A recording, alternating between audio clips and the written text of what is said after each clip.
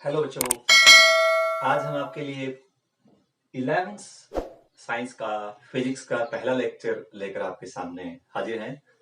और first lecture में हम जो डिस्कस करने जा रहे हैं वो है introduction to physics and some basic fundamental laws. सबसे पहले हम डिस्कस करते हैं बेटे व्हाट इज साइंस। देखिए साइंस क्या है। Science is an organized, formulated, and systematic knowledge which can be obtained by experiments, observations and verifications। देखिए साइंस का बेसिक मतलब क्या है कि नॉलेज गेन करना, और नॉलेज भी किस तरह से, सिस्टेमेटिक वे से, फॉर्मुलेटेड वे से, ऑर्गेनाइज्ड वे से। ये जो 6 वर्ड हैं यहां देखिए इस डेफिनेशन में, ऑर्गेनाइज्ड, सिस्टेमेटिक, फॉर्मुलेटेड, उसके बाद एक्सपेरिमेंट, ऑब्जर्वेशन एंड वेरिफिकेशन, ये 6 जो वर्ड हैं साइंस के, ये पूरे के पूरे साइंस का बेस है। अगर इनमें से कोई वर्ड मिसिंग है, आपका मतलब आप कुछ सीख रहे हो और यहाँ से आपने कुछ मिस कर दिया, इन वर्ड्स में से कोई सीखते हुए स्टेप्स मिस कर दिए, तो बच्चे इसका मतलब आपके द्वारा जो नॉलेज आप ले रहे हो वो साइंस का प्रोसेस नहीं हो सकता। साइंस का बेसिक मतलब ही यही है कि जो आप नॉलेज ले रहे हो, क्या वो नॉलेज जो आपने ली है क्या वो ऑर्गेनाइज्ड है, क्या वो सिस्टेमेटिक है, और क्या वो नॉलेज फॉर्मुलेटेड है। ऑर्गेनाइज्ड और सिस्टेमेटिक वर्ड आपको पता, सिस्टेमेटिक का मतलब बच्चे सिस्टम के तहत हमें कुछ हम ऑब्जर्व कर रहे हैं, सिस्टेमेटिक वे से, step by step by step. Organized उस सिस्टम को जो आप जिसको स्टडी कर रहे हैं उसको आपने वेल ऑर्गेनाइज किया हुआ है अच्छे ढंग से। फॉर्मुलेटेड जो आप सीख रहे हो क्या आप उसको इन फॉर्मूलाज में, इन वर्ड्स में आप पुटअप कर सकते हो।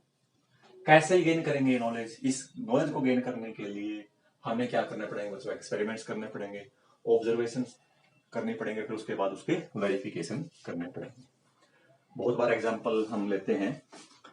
अगर एक छोटा सा एग्जांपल हम लें इसके लिए तो कैसे हम स्टेप बाय स्टेप चलते हैं। तो जैसे मान लिया आपसे कोई ये कहे कि जो बॉडी, अगर ऊपर से किसी बॉडी को गिरा रहे हैं फ्री स्पेस में, तो उस बॉडी का जो नीचे गिरने का जो एक्सेलरेशन है वो 9.8 मीटर पर सेकंड स्क्वायर है। तो उस प्रोसेस, उस वैल्यू को फाइंड आउट करने के लिए बार बार हम क्या कर रहे हैं, पर्टिकुलर डिस्टेंस से या हाइट से एक बॉल को बार बार गिरा रहे हैं। हमने बार बार टाइम नोट किया, वहां नीचे पहुंचने का टाइम क्या है, यहाँ ऑब्जेक्ट रेस्ट पे है, रेस्ट से बॉल छोड़ोगे तो नीचे जाएगी, तो इनिशियल स्टेट क्या है उसकी, रेस्ट पे है। जब वो नीचे जा रही है किसी हाइट पे जाके, नीचे ग्राउंड पे जाके गिरेगी, तो वो हाइट आपको पता है, ठीक है, टाइम आप नोट कर लोगे। तो वो स्टेप बाय स्टेप 3-4 बार आपने वो रिजल्ट करके देखा, ठीक है। और फिर वहां से आपने देखा कि इसके आसपास ही एक्सेलरेशन आता है, एक्सेलरेशन का फॉर्मूला आपको पता होना चाहिए, एक्सेलरेशन है क्या, फॉर्मुलेटेड, तभी आप मतलब उसको गेन कर पाएंगे और दूसरों को समझा पाएंगे कि ये इस तरह से रिजल्ट आएगा। अब उसमें आप उसको आपने एयर में करके देखा, फिर आपने उसको वाटर में करके देखा या किसी फ्लूइड में करके देखा, दूसरे टाइप के फ्लूइड में, तो आप देखेंगे कि अलग अलग केसेस में अलग अलग रिजल्ट बनते हैं। तो फिर वहां उन ऑब्जर्वेशन से हमें लास्ट में एक निष्कर्ष पे पहुंचते हैं, एक कंक्लूजन पे पहुंचते हैं। वो कंक्लूजन क्या होगा कि जब भी हम किसी ऑब्जेक्ट को फ्री स्पेस में, मतलब जहां पर कोई किसी प्रकार का मीडियम ना हो, अगर वहां पर मैं जैसे मान लो यहाँ पर इस कमरे में कोई मीडियम नहीं है और मैं यहाँ से ऑब्जेक्ट को ड्रॉप करता हूँ, तो ऑब्जेक्ट नीचे जाएगा, तो सेम उसका जो एक्सेलरेशन होगा वो 9.81 मीटर पर सेकंड स्क्वायर होगा, ठीक है। दूसरा पॉइंट, दूसरी ऑब्जर्वेशन हम ये कर सकते थे कि दो अलग अलग ऑब्जेक्ट ले लिए, फ्री आप मतलब मीडियम फ्री सरफेस पे हो यहाँ पर जहां पर मीडियम नहीं है, दो ऑब्जेक्ट ले लिए, एक हैवी है एक लाइट है, दोनों को छोड़ दिया। फिर आपने देखा कि बार बार जब आप ऐसे करके देख रहे हो, सारे के सारे सब्जेक्ट ऑब्जेक्ट्स जो हो वो एक ही टाइम में नीचे जाके गिर रहे हैं, एक ही टाइम पे। चाहे चौक है, चाहे मैं कोई और हैवी ऑब्जेक्ट लूं यहां से छोड़ू, तो दोनों दोनों एक ही टाइम में नीचे जाएंगे, अगर यहाँ पर कोई एयर नहीं है। तो वहां से भी एक यहाँ एक कंक्लूजन निकल के आता है कि अगर अर्थ जो है ना, वो हर एक जो क्या बोलते हैं उसको, जो वो अपनी तरफ जो खींच रही है किसी भी ऑब्जेक्ट को, तो हर एक ऑब्जेक्ट को अपनी ओर with same acceleration due to gravity खींच रही है आगे। और इसके ऊपर अगर हम और ऑब्जर्वेशन देखें तो स्टेप बाय स्टेप हमें बहुत सारी इन्फॉर्मेशन यहाँ से मिलती जाएगी। तो कैसे होगा, एक्सपेरिमेंट्स करके देखे, फिर उसकी ऑब्जर्वेशंस देखी, फिर उसको वेरीफाई किया, अलग अलग ढंग से वेरीफाई करके देखा, अलग अलग स्पेस पे अलग अलग जगह पे जाके वेरीफाई करके देखा, तो हमें ये वैल्यूज मिलेगी, ठीक है। तो ऑर्गेनाइज्ड भी हो गया, सिस्टमेटिक भी हो गया और फॉर्मुलेटेड भी हो गया। That is the meaning of science. और जो बच्चा साइंस स्ट्रीम में आता है तो उससे हर हमारा जो भी हमारा सोसाइटी है, वो सोसाइटी उससे यही एक उसके माइंड में एक इमेज बन जाती है उस बच्चे के प्रति कि ये बच्चा बहुत बढ़िया है और बहुत अच्छा बच्चा है क्योंकि इसने साइंस स्ट्रीम ली हुई है। उसका मतलब ही ये है कि साइंस स्ट्रीम जिस बच्चे ने ली है, इसका मतलब ये है कि उसके अंदर कुछ जानने की जिज्ञासा है, जो जानने का इच्छुक है। वो एक्टिविटीज को, जो अपने आसपास घटनाएं हो रही है उनको कोरिलेट करने की उसके अंदर एबिलिटी है, ठीक है, और वो उससे कुछ और अच्छे से जानने की कोशिश करना चाहता है, ठीक है। तो और उसके लिए क्या जरूरी है, उसके लिए आपके पास एक टाइम का होना जरूरी है, आपके अंदर सिंसियरिटी का होना जरूरी है। काफी सारे जो फैक्टर्स हैं वो आपके लिए मैटर करते हैं कि आप किस प्रकार से साइंस में जब आते हो तो आपका एक जो रूटीन है वो रूटीन वर्क कैसा होना चाहिए। उसके बाद है फिजिक्स। अब फिजिक्स क्या है? Physics is the exact science. Exact science का मतलब प्योर साइंस। प्योर साइंस का मतलब क्या है? जो फील कर रहे हैं हम, जो हमारे आसपास है। डेफिनेशन भी आप ध्यान से देखें, ये किससे डील करता है? नेचर से। नेचर जो भगवान के हमारे चारों ओर का जो ये हमें एक क्रिएट किया हुआ है जो एनवायरमेंट, वो नेचर जो है, उस नेचर में कैसे कैसे परिवर्तन हो रहे हैं, टेम्परेचर कैसे चेंज हो रहा है, प्रेशर कैसे चेंज हो रहा है, वॉल्यूम कैसे चेंज हो रहा है, और वो वेरिएशन किस टाइप से चेंज हो रहा है, किन किन कारणों से वो चेंज हो रहा है, उनके चेंज होने से क्या फर्क पड़ रहा है। फिजिक्स नेचर के अंदर जो जो उसके पैरामीटर्स चेंज होते हैं, उनके चेंज होने से किस प्रकार से चेंजेस मतलब आगे हम फील कर रहे हैं। That is the physics deals with the nature and the natural phenomena. Systematic way से हम उसको स्टडी अगर करें तो हमारे आसपास की जितनी भी घटनाएं हो रही हैं उन सब के अंदर ही फिजिक्स है। अगर हम उसको फील करके देखें, आपको हर जगह ये लगेगा हाउ, व्हाट एंड व्हाई। ये तीन जो डब्ल्यू हैं वो हमारे फिजिक्स के लिए, साइंस के लिए बहुत ही मायने रखते हैं। What, why, how. एक्सपेरिमेंट का मतलब ये नहीं कि आपके पास बहुत बड़ी बड़ी लैब्स होनी चाहिए। हमारे इंडियन बड़े फेमस साइंटिस्ट हुए doctor CV Raman, Raman spectra जिन्होंने दिया 1930 में, जिसको नोबेल प्राइज मिला। उनके पास रिसोर्सेज की बहुत कमी थी, बहुत कमी थी। ऐसे मतलब जो वहां पर उस टाइम उन्होंने स्पेक्ट्रोमीटर वगैरह जो उन्होंने यूज किए, जो फोटोग्राफिक प्लेट का जो उन्होंने प्रोसेस से जो उन्होंने इस इफेक्ट को निकाला, वो अपने आप में एक रिमार्केबल थिंग थी उस टाइम पे, और उन्होंने नोबेल प्राइज मिला उसमें। तो मतलब इसका मतलब ये नहीं है कि एक्सपेरिमेंट्स के अभाव में हम मतलब साइंस को नहीं सीख सकते। एक्सपेरिमेंट हम खुद क्रिएट कर सकते हैं।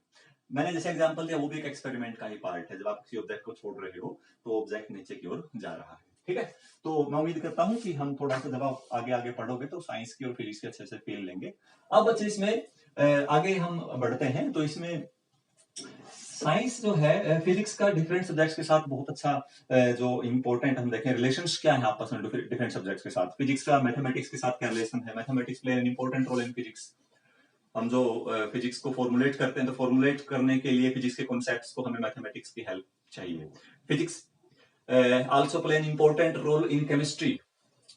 अगर हम कहें कि जो पहले मैं अगर मैथमेटिक्स की बात करूं, मैथमेटिक्स को अगर हम मदर कुक ऑफ साइंस कहें या मदर कुक ऑफ फिजिक्स कहें तो गलत नहीं होगा, क्योंकि हमने वहां से जो टूल्स चाहिए किसी भी कॉन्सेप्ट को समझने के लिए, उसको फॉर्मुलेट करने के लिए, टूल्स हमें मैथमेटिक्स से ही मिलती है। Chemistry is physics is also related with chemistry. Chemistry में आपने देखा होगा, जैसे अभी तो आपने महसूस नहीं किया होगा, जब आप आगे जाएंगे तो आप ये देखेंगे कि किसी भी क्रिस्टल स्ट्रक्चर को स्टडी करने के लिए हमें स्पेक्ट्रोमीटर की जरूरत है, स्पेक्ट्रोमीटर चाहिए। कई बार हमें माइक्रोस्कोप की हेल्प से स्टडी करना पड़ता है। तो ये जितने भी इंस्ट्रूमेंट्स हम आमतौर पर केमिस्ट्री में यूज करते हैं स्टडी करने के लिए, वो ऑलमोस्ट सारे के सारे जो इंस्ट्रूमेंट्स हैं वो किसके ऊपर बेस्ड हैं? फिजिक्स के प्रिंसिपल पर ही बेस्ड हैं। Same thing for biology, same thing for biology. उसके बाद जो फिजिक्स की बात हम करें, फिजिक्स जो है वो टेक्नोलॉजी के साथ इसका बहुत इंपॉर्टेंट रिलेशनशिप है। फिजिक्स और टेक्नोलॉजी में एक बेसिक डिफरेंस यही है।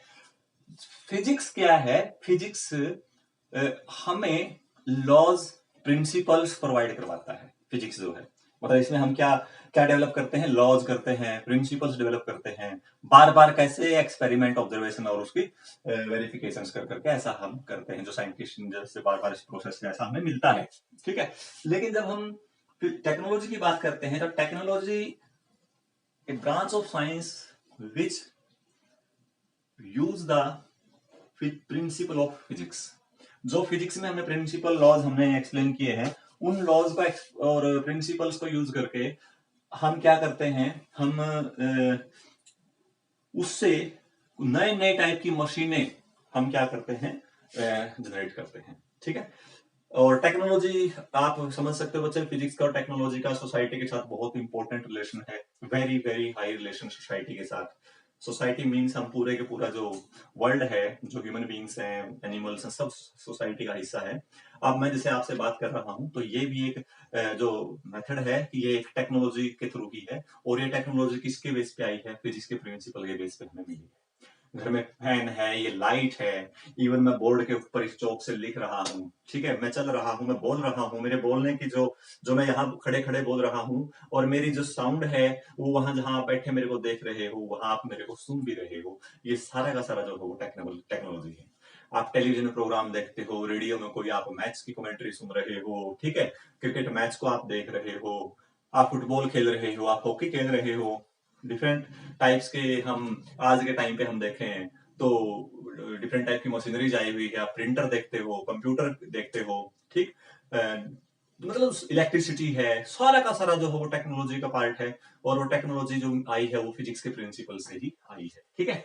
अब आते हैं फिजिक्स के स्कोप्स ऑफ फिजिक्स। फिजिक्स को आमतौर पर दो कैटेगरी में डिवाइड किया गया है, एक क्लासिकल फिजिक्स, एक क्वांटम फिजिक्स।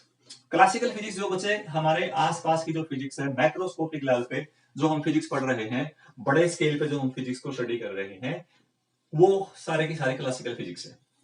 और जो फिजिक्स हम माइक्रोस्कोपिक लेवल पे, यानी उन सब एटॉमिक पार्टिकल्स पे हम जो फिजिक्स अप्लाई कर रहे हैं, वहां पर जो हमने डेवलप किए हैं प्रिंसिपल्स, ऐसे पार्टिकल्स जो हम डायरेक्टली सी नहीं कर सकते, वहां पर जो फिजिक्स के जो रूल्स हैं, प्रिंसिपल्स हैं, वो हटके होंगे, जो कि एक बड़े स्केल पे जो हम फिजिक्स के रूल डिस्कस करते हैं। हम 10⁻⁻⁻15 मीटर तक के साइज पे स्टडी फिजिक्स के प्रिंसिपल हैं, और वही फिजिक्स के प्रिंसिपल कहां एप्लीकेबल हो रहे हैं, वही फिजिक्स के प्रिंसिपल एप्लीकेबल हो रहे हैं 10⁻31 32 के साइज पे भी वो एप्लीकेबल हो रहे हैं। जो रेंज है स्टडी जो है फिजिक्स का, वो बहुत ज्यादा रेंज है, वेरी वेरी माइन्यूट पार्टिकल से लेकर बड़े बड़े लार्ज स्केल के पार्टिकल्स तक। ठीक है।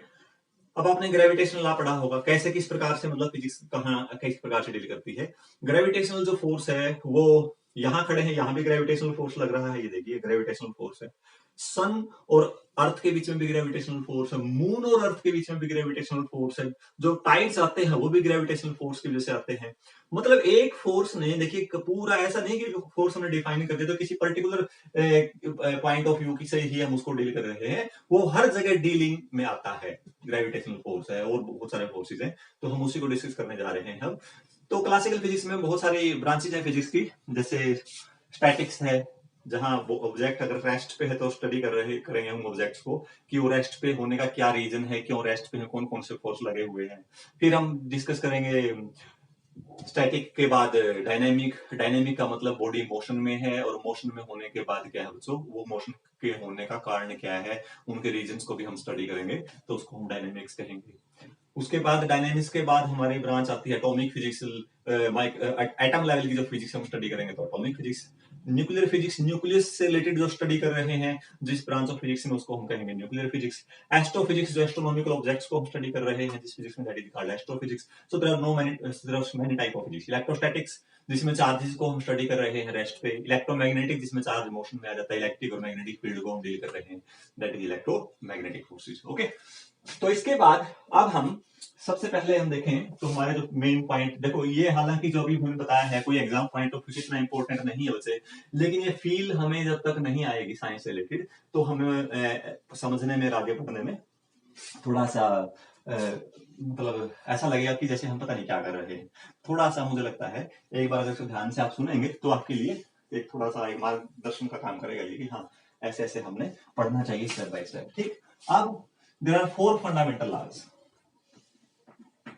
4 fundamental laws.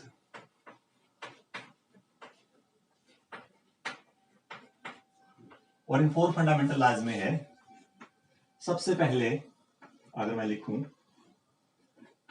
Gravitational force,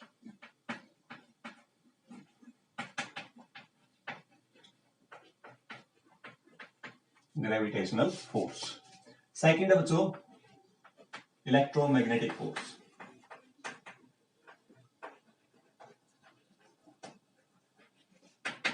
electromagnetic force. Third है वीक न्यूक्लियर फोर्स।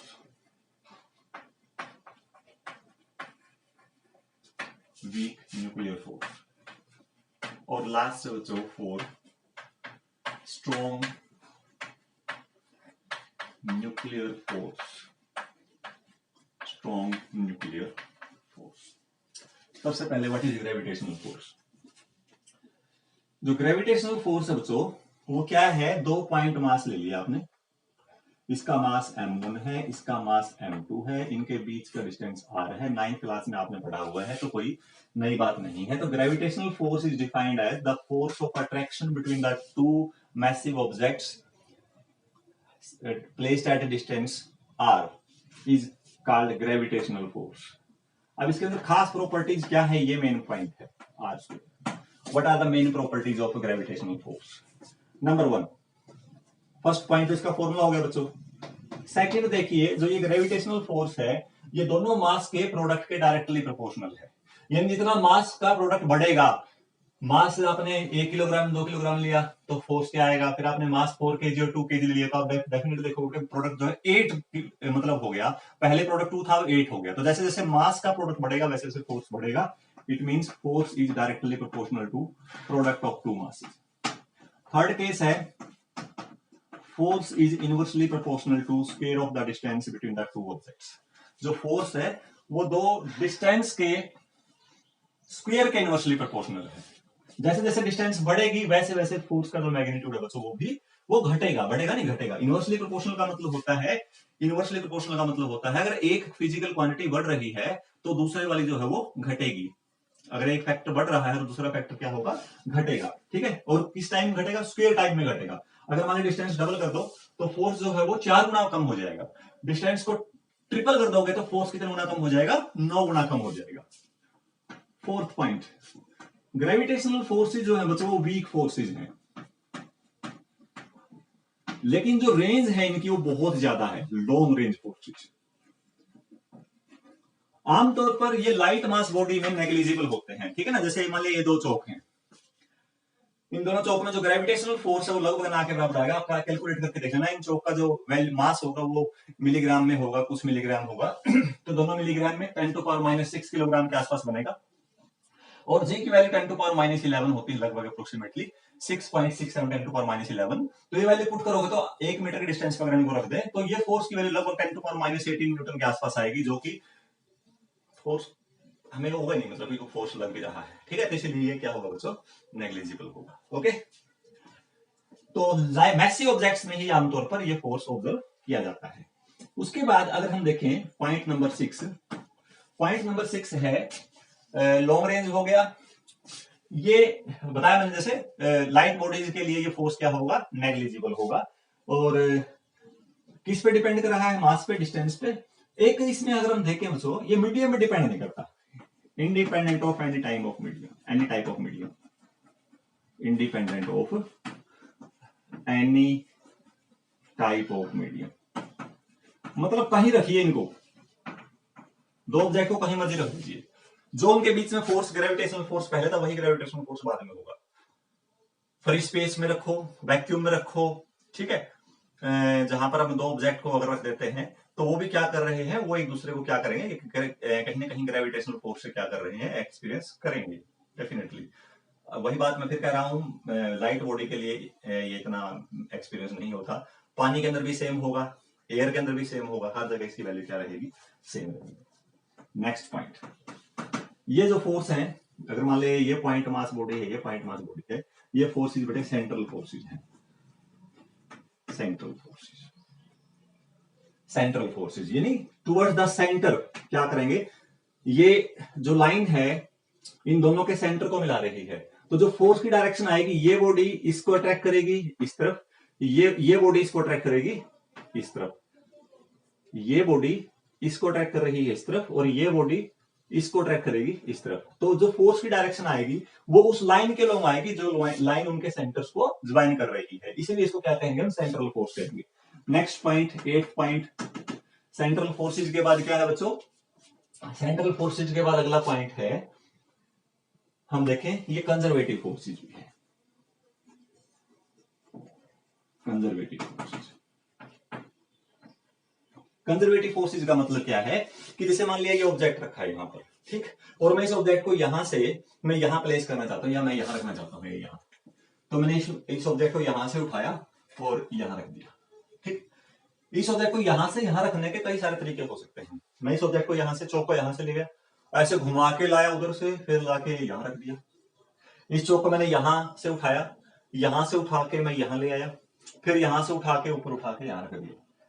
जितने मर्जी प्रोसेस से आप अगर इस चौक को यहां से उठा के यहां रख रहे हो, तो इस केस में किया गया जो वर्क है ग्रेविटेशनल फोर्स के अगेंस्ट आपने जो वर्क किया है वो हमेशा किससे, डिस्टेंस या पाथ से इंडिपेंडेंट रहेगा, पाथ से इंडिपेंडेंट रहेगा, डिस्टेंस से नहीं कहेंगे, पाथ से इंडिपेंडेंट रहेगा।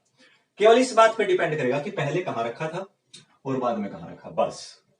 आप चेस चौक को लेकर नीचे चले जाओ, घूम फिर के बाहर से ऐसे आ जाओ और वापिस लाके यहां से उठा के लेके गए थे और रखा आपने यहां दिया, तो हमारे लिए तो बस ये मैटर करता है कि पहले कहां रखा था और बाद में कहां रखा है, उसको बोलते हैं कंजर्वेटिव फोर्स।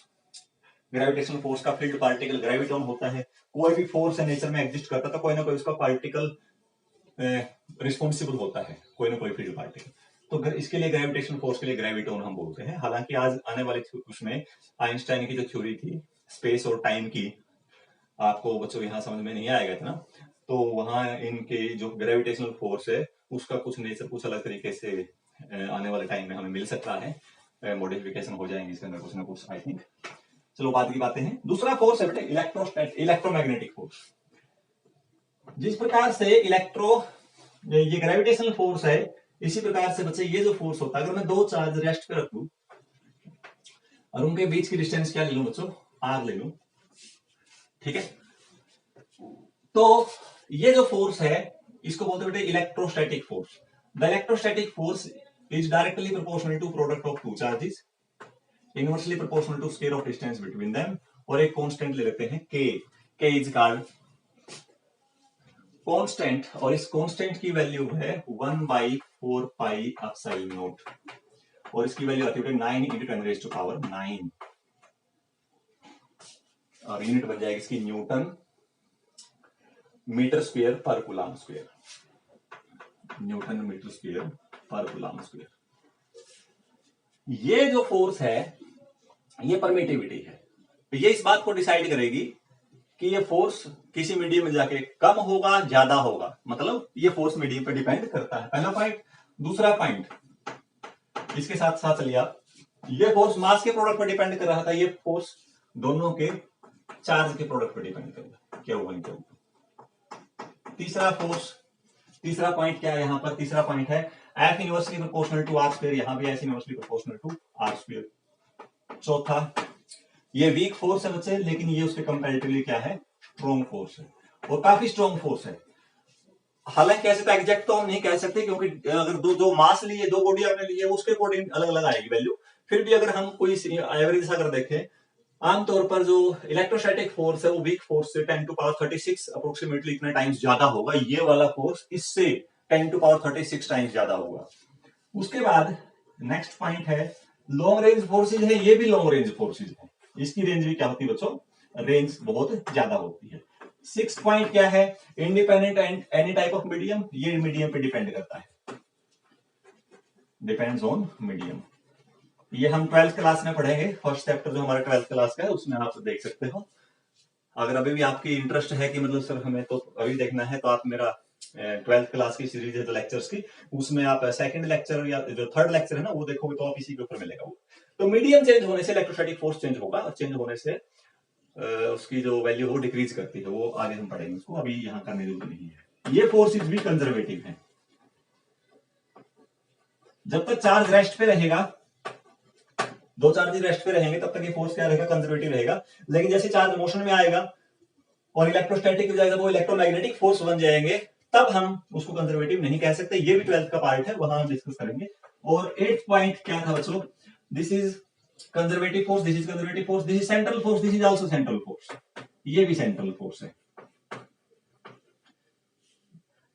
ये केवल अट्रैक्टिव फोर्स होता है, इसकी जो एक प्रॉपर्टी और है, ये क्या होगा बच्चे, ऑलवेज अट्रैक्टिव, ऑलवेज अट्रैक्टिव। और ये अट्रैक्टिव भी हो सकता है और रिपल्सिव भी हो सकता है, अट्रैक्टिव एंड रिपल्सिव, दोनों की दोनों पॉसिबिलिटी है होने की। इसका फील्ड पार्टिकल ग्रेविटोन, इसका फील्ड पार्टिकल होगा फोटोन। एक और खास बात, ग्रेविटेशन फोर्स का एग्जांपल दो आप, the force between earth and sun, force between moon and sun, force between moon and earth, force between ours and earth, हमें जो अर्थ बांध के रखी हुई, मतलब अर्थ ने हमें बांध के रखा हुआ, तो भी ग्रेविटेशन फोर्स की वजह से ही है। ठीक है, ये सारे के सारे ग्रेविटेशन फोर्स के एग्जांपल है। इलेक्ट्रोस्टैटिक फोर्स का एग्जांपल दीजिए। इलेक्ट्रोस्टैटिक फोर्स का एग्जांपल है जब भी कोई बॉडी, दो बॉडी आपस में रब करते हैं। इलेक्ट्रोस्टैटिक से हमने इसको इलेक्ट्रोमैग्नेटिक बोल दिया, क्यों? क्योंकि बाद में जाके पता चला कि इलेक्ट्रिसिटी और मैग्नेटिज्म को हम अलग नहीं कर सकते, ये मतलब एक ही चीज है दोनों, मतलब यूनिफिकेशन है, एक ही सिक्के जैसे दो पहलू कह सकते हैं ना, ऐसे। तो इसलिए इलेक्ट्रिक फोर्स और मैग्नेटिक फोर्स दोनों को कंबाइन करके फोर्स बन गया इलेक्ट्रोमैग्नेटिक फोर्स।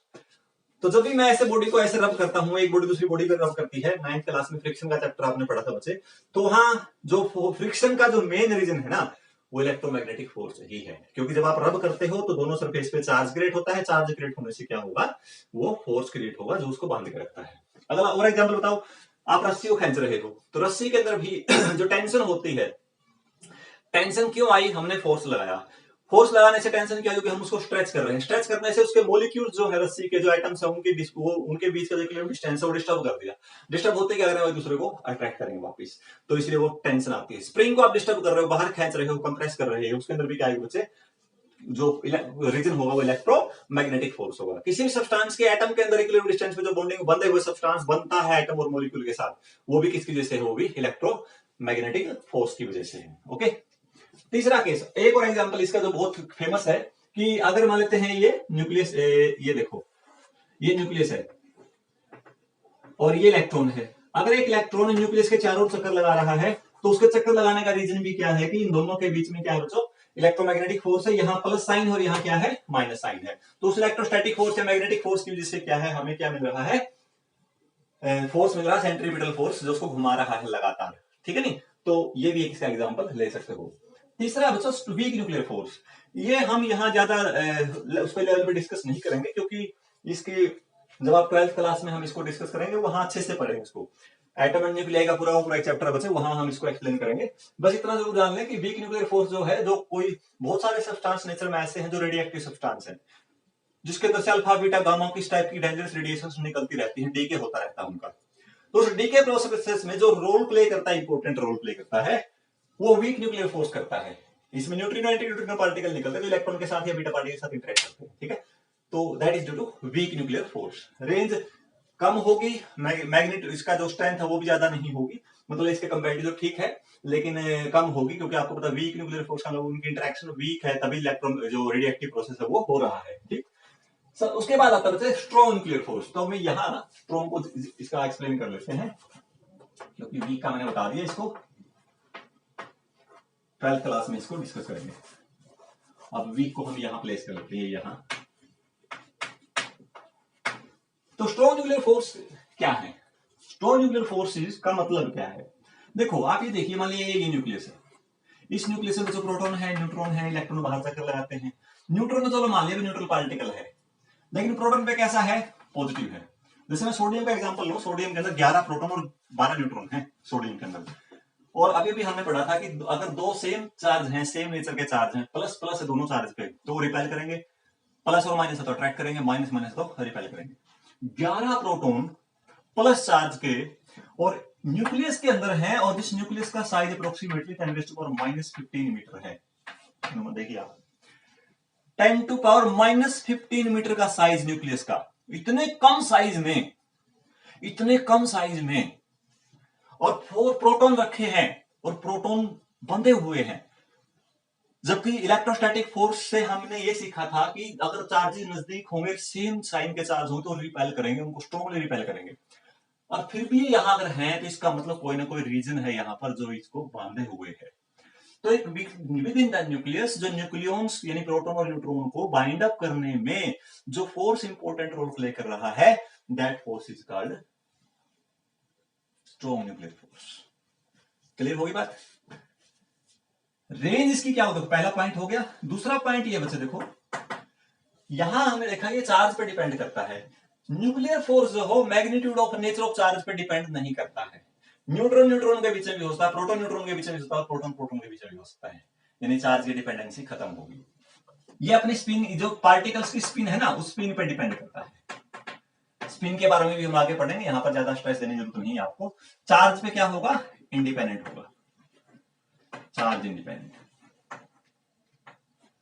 जनरली ये फोर्स जो है बच्चे, ये फोर्स जो है जनरली अट्रैक्टिव होते हैं, लेकिन कई बार अगर मतलब बहुत ज्यादा बहुत हमने इसको जो न्यूक्लियन से वेरी वेरी क्लोज चले गए दूसरे 0.8 फर्मियन से, 0.8 फर्मियन का मतलब 0.8 इंटू 10 टू पावर -15 मीटर से भी अगर कम चले गए तो वो क्या होगा बेटा, उनके बीच का जो फोर्स है वो रिपल्सिव नेचर का भी हो सकता है, लेकिन इन जनरल क्या होंगे, ये अट्रैक्टिव होंगे, अट्रैक्टिव। न्यूक्लियर फोर्स जो है वो नॉन सेंट्रल होंगे, नॉन सेंट्रल होंगे, मतलब जैसे ये लाइन ज्वाइनिंग के लोग हैं, ये ऐसे नहीं होंगे। और पॉइंट देखो, ये नॉन कंजर्वेटिव भी होंगे, नॉन कंजर्वेटिव। और ये अगला पॉइंट हम कह सकते हैं, ये जो फोर्सेस हैं सैचुरेटेड फोर्सेस होंगे, सैचुरेटेड फोर्सेस, सैचुरेटेड फोर्सेस होंगे। सैचुरेटेड फोर्सेस का मतलब क्या है कि अगर मान ली दो न्यूक्लियन के बीच का जो फोर्स है, तो दो न्यूक्लियन के बीच में जो न्यूक्लियर फोर्स एक्ट कर रहा है, तो presence of any other nucleon वो डिपेंड नहीं करेगा, उनके बीच वो अपने आप में संतुष्ट है, मतलब जो भी फोर्स उनके बीच में है। Next property, strongest force in nature, strongest force in nature. और एक इंपॉर्टेंट पॉइंट और जैसे बचा, वेरी शॉर्ट रेंज, इनकी जो रेंज है वो सबसे कम होगी, शॉर्टेस्ट रेंज इन नेचर, सबसे कम रेंज होगी न्यूक्लियर फोर्सेस की, ठीक है। तो ये कुछ प्रॉपर्टी थी न्यूक्लियर फोर्सेस के लिए। अब एक बात और आती है वैसे, यहाँ पर हम कुछ कंजर्वेशन लॉज भी पढ़ते हैं फर्स्ट चैप्टर में, जैसे कंजर्वेशन लॉज में क्या क्या आता है, अगर हम उसको डिस्कस करें थोड़ा सा, वो एक बार देख लेते हैं हम कि कंजर्वेशन लॉज किस प्रकार से एक्सप्लेन कर सकते हैं।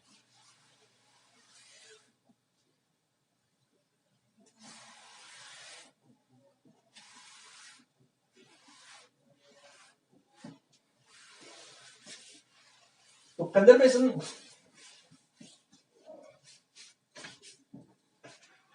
तो कंजर्वेशन लॉज को अगर हम समझें, कंजर्वेशन लॉज के में देखो कौन कौन से लॉज है कंजर्वेशन, जो पूरे नेचर में एक प्रकार से हम कहते हैं यूनिवर्सल लॉज है। यूनिवर्सल का मतलब कहीं भी अप्लाई कर सकते हो, हर केस में वो अप्लाई होंगे, मतलब वो वॉयलेट नहीं होते, ठीक है ना।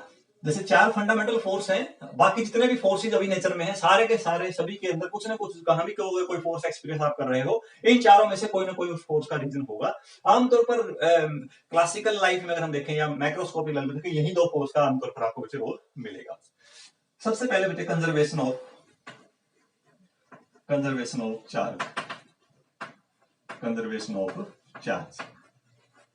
दूसरा है conservation of mass energy, conservation of mass energy. तीसरा है conservation of energy, conservation of energy. और चौथा है कंजर्वेशन ऑफ मोमेंटम। 2-3 आप पहले पढ़ चुके हो, इसमें से कोई नई बात नहीं है, एक दो आपका पॉइंट नया है, वो भी आपको समझ में आ जाएगा, ठीक। Conservation of momentum.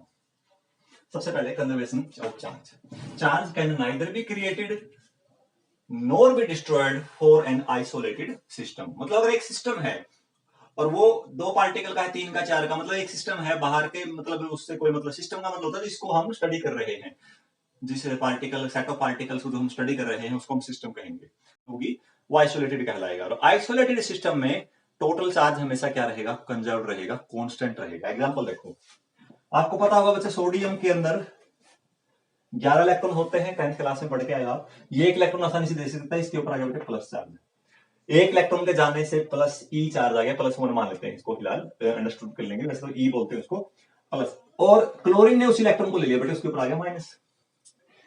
जब हमने इसको कंबाइन नहीं करवाया था, सोडियम अलग था क्लोरीन अलग था, सोडियम के अंदर 11 इलेक्ट्रॉन थे और 11 प्रोटॉन थे, ये माइनस ये प्लस, तो नेट चार्ज कितना बचे 0। क्लोरीन के अंदर क्या थे 17 इलेक्ट्रॉन थे और 17 ही प्रोटॉन थे, तो इसके ऊपर भी नेट चार्ज क्या है बच्चों 0।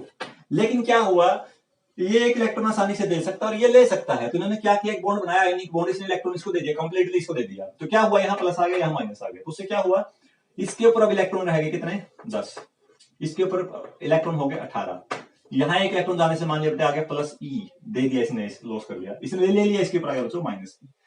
अब ये पूरा एक सिस्टम बन गया है, पहले तो अलग थे, जैसे कंबाइन करेंगे अब ये सिस्टम बन गया। अब इसका नेट चार्ज देखो, जितना यहाँ बड़ा है उतना यहाँ माइनस में बढ़ गया है, यहाँ जो प्लस में बढ़ा, तो नेट चार्ज क्या आया 0, तो पहले भी 0 था और बाद में भी 0। This is called conservation of charge. Conservation of mass energy, mass can be converted into energy and energy can be converted into mass. ये भी थोड़े से बड़े स्तर की बात है, लेकिन फिर भी अगर इसको थोड़ा सा हम समझें, एनर्जी और मास आपस में कोरिलेटेड किस तरह से हैं। जो हमारे इलेक्ट्रोमैग्नेटिक रेडिएशन है, गामा रेडिएशन, पता नहीं होगा बच्चे क्योंकि आप 11th क्लास में हो, तो इसलिए ज्यादा स्ट्रेस देने की जरूरत नहीं है, फिलहाल आप यही ध्यान रखें क्योंकि आगे हम पढ़ेंगे इसको हमारे सिलेबस में। मास को एनर्जी में कन्वर्ट कर सकते हैं और एनर्जी को मास में कन्वर्ट कर सकते हैं। गामा रेडिएशन जब किसी मैटर के साथ इंटरेक्ट करती है, गामा एक एनर्जी की फॉर्म है जस्ट, लेकिन जैसे वो इंटरेक्ट करती है, कुछ एक स्पेशल केस है, कुछ एनर्जी से ज्यादा होनी चाहिए उसकी 2m0c² से, तो वो इलेक्ट्रॉन और पॉजिट्रॉन में टूट जाती है, और इलेक्ट्रॉन का भी मास होगा अपना, पॉजिट्रॉन का भी मास होगा, लेकिन गामा के पास कोई मास नहीं था, तो एनर्जी मास में बदल गई। इसी प्रकार इलेक्ट्रॉन और पॉजिट्रॉन मिलकर आपस में वापस गामा रे बना देंगे, क्या हुआ, एनर्जी में कन्वर्ट हो गया। कंजर्वेशन ऑफ एनर्जी, ये बड़ा यूनिवर्सल लॉ है, काफी छोटी क्लासेस सीखते हैं आप इसको। Energy can neither be created nor be destroyed, it can always be transform from one form of energy into another form. ना इसे नष्ट कर सकते हैं ना बना सकते हैं, बल्कि बस इतना कर सकते हैं एक फॉर्म से दूसरी फॉर्म में चली जाए।